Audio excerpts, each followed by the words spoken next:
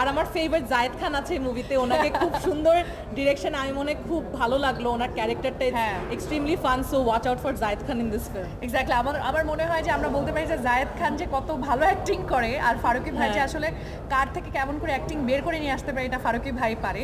So জায়েদ খানকে দেখতে হলে এই মুভিটা দেখা উচিত। Okay, thank you. হ্যাঁ প্লিজ এটা if you can make this happen আমি খুব খুশি হব। আমার মনে হয় ওখানে শুধু জায়েদ খানের ডিগবাজি দিবে আর কারিনা ডিগবাজি দেখে তালি ফিল্মের স্টোরিটা এটাই হবে।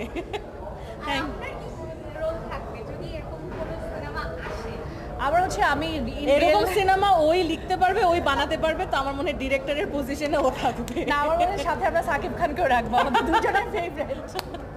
Thank you so much.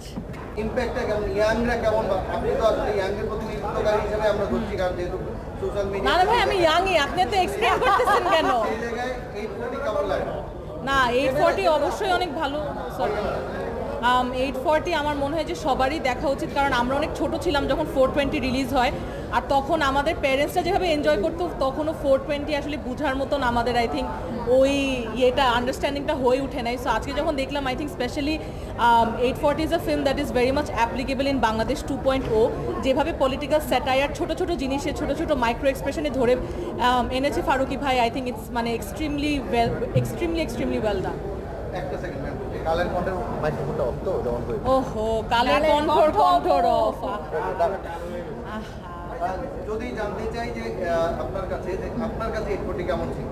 আচ্ছা, আমার কাছে 840টা বলবো যে কারিনা যেটা বলছিল যে আপনি যখন 840টা দেখবেন there are very small incidents, like এত ছোটো ছোটো ইনসিডেন্টগুলো আমরা দুজন মিলে কথা বলছি, এটা ওই ইনসিডেন্টটা, এটা সেই ইনসিডেন্টটা, এই ক্যারেক্টারকে দেখানো হচ্ছে। আর পপ কালচারের সাথে মিলায় আসলে অনেক মোমেন্টস আছে। তো আমার মনে হয় যে যারা এখন আমরা সোশ্যাল মিডিয়াতে অনেক বেশি থাকি আর সোশ্যাল মিডিয়ার এই মোমেন্টসগুলো সিনেমাতে খুব মজা করে তুলে ধরা হয়েছে।